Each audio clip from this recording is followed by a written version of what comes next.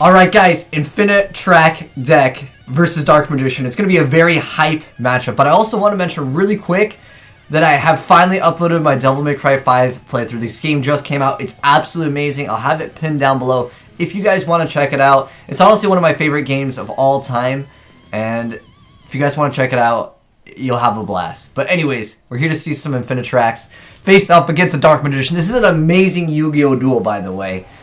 But, anyways, the Infinitracks was a newer archetype that got announced. I'm not sure if we're going to get more support for them because they had a lot of cards come out. And the deck is not bad at all. Would I consider it tier 0, tier 1? Probably not. But I think that there's also new Dark Magician support that we will be seeing.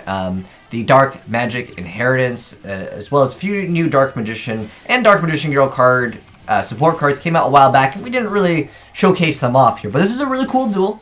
So we're going to go ahead and check it out. But this is more a showcase of the Infinitracks, which is the new machine archetype that is all about like taking your opponent's monsters. It's my material now. Snatch, Stealing, Shang Tsung up in here. But anyways, we got Summon Sorcerer. We got the Dark Magician, the Dragon Knight. And we have Dark Burning Magic in the back row, which is a pretty good card. You're going to pop everything.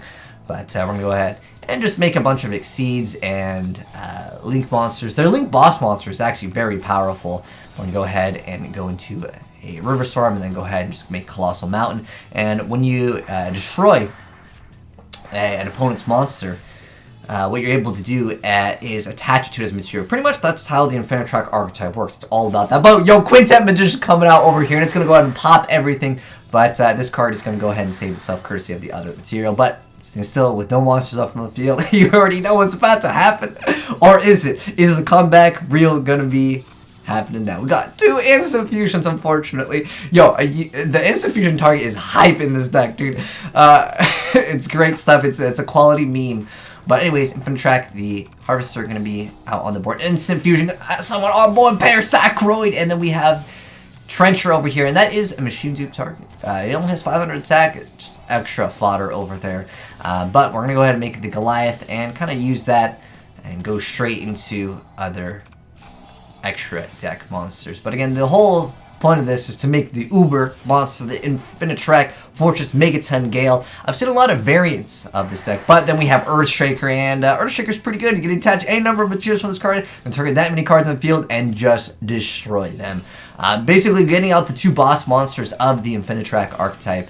And I also will be giving you guys a deck profile for any of you guys that do want to try out this deck, run it yourself. But it's not a bad deck. Again, I think matching it up against other, I would say lower-ish tier decks is probably going to be a little bit better. But dude, that Dark Magician guy, he almost had it, dude, with no monsters left on the field. Now we're going to go ahead and see it up against the Rockets, which is not a bad archetype. I know there's a lot of archetypes that people meme on, but I really don't think Rockets are that bad. Or almost any archetype right now in Yu-Gi-Oh! Is pretty viable in the game. Just being able to go straight into just Link cards in general. It's just great for a lot of other archetypes that just normally wouldn't see play. In fact, that makes Venus, with of course the Mystical Shining Ball, just so much more splashable. I've seen people just splash it in random decks, and sometimes it works, sometimes you brick. That's just part of Yu-Gi-Oh! Though. But anyways, we got the Crane Summon over here, and then we got the Twin Twister. It's going to go ahead and get rid of the Expand, because that card does protect your cards as well, because your opponent can't target cards. But we're going to go ahead and make Colossal Mountain and go into a Goliath and go right into another Colossal Mountain. A lot of the times what you're trying to use is you're utilizing the effect of moving the Link cards, and we're going to go ahead and just run over that card because this card has the effect where it's unaffected by other non-Exceed monsters. In some decks, they don't have the options to really make a monster that's not like a Link, right? Or like a Synchro or something, so that really helps out with this. I mean, yeah, this card does lose to Exceeds, but some decks, they don't even have room because of course, Links. That is the Megaton Gale. But if any of you guys do want the deck profile, I'll go ahead and give it to you guys really quick. But it's Triple Dorcane, 2 copies of the Road Header. We got 3 copies of the Cancer Crane, and then Drag Shovel. Yeah, 2 copies of him, 3 copies of Trencher, 3 copies of Railcar Flying Pegasus, 2 copies of the Rock Anchor, 3 copies of the Harvester, which also happens to have 0 attack. There you go.